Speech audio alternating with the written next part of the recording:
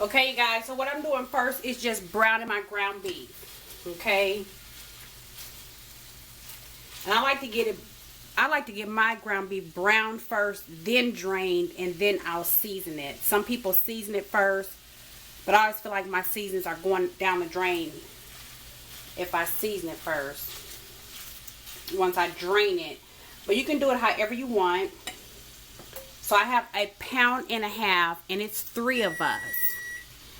And so we'll have it for dinner tonight, and there's always some left over, so we'll have it probably for lunch again tomorrow. 1 or 2 of us can have it for lunch again tomorrow. So I'll get it all browned up, and I will be back. Okay, so I've already seasoned it, and I used garlic pepper, this Creole seasoning, which is kind of like a seasoning salt, but not really. I mean, you can use whatever seasons you like, and black pepper. And those are the only seasons that I use. And this recipe originally called for cream of mushroom soup to be added, and then a can of green beans. But I have since started adding corn, and along with the cream of mushroom soup, adding a can of cheddar cheese. So I'm going to go ahead and mix all of that in here. The corn, green beans, the cream of mushroom soup. Get that all mixed up.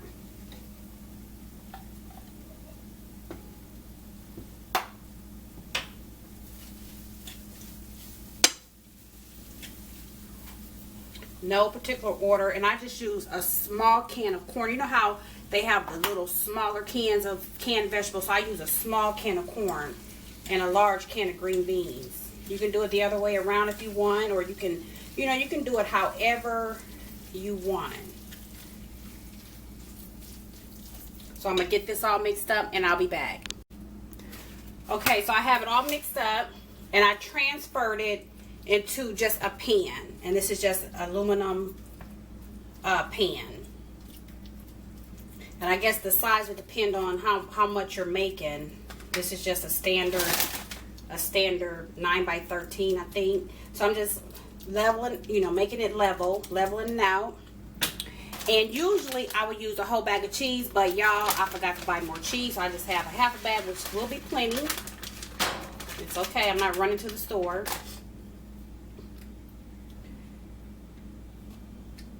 And just get that evenly distributed. And I would have preferred more cheese in that, but that is okay. And then next is the tater tots. And I buy the Ore-Ida tater tots. You can buy any kind. I bought whatever they have on sale. And you cook this according to the directions of your bag of Ore-Idas. Or your bag of tater tots, is what I'm trying to say. And this says on 425 for 28 to 32 minutes. So you just literally put the tater tots on there and distribute them evenly. And I tend to use the whole bag. And this is a 2-pound bag. And if there's some left, then that's fine, because it'll be good for breakfast or something like that. And there are a few left in the bag. So get those distributed. Put this in the oven.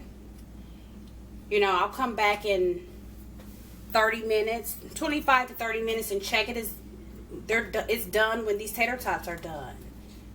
When they're nice and golden brown, and it is so good. This is a perfect meal to cook, to have for leftovers, to have for 2 days. All right, I'll come back and show you the finished product. Okay, guys, so that is it. It is all done. I fixed hubby's plate, and I don't know if I'm ready to eat just yet. But one thing I forgot to mention, when I was mixing it all up, before I put it in this pan, my mixture was kind of stiff. So I added a little water. I mean, you could add broth, like a beef broth, but you don't want to open a can of broth and you're not going to use it all because you don't want to put too much liquid in it. But I just added a little bit of water to loosen it up a little bit before I put it in this pan. And I'll just put the top on. You don't need to serve any sides with it unless you want to, because your vegetables are already in here. So it's pretty much just a one pot meal. It's perfect. Kids love tater tots, so it's perfect for kids. We love it, and I make it at least once a month. It's a family fave. All right, guys, thanks for tuning in. Let me know if you have any questions. I'll see you later.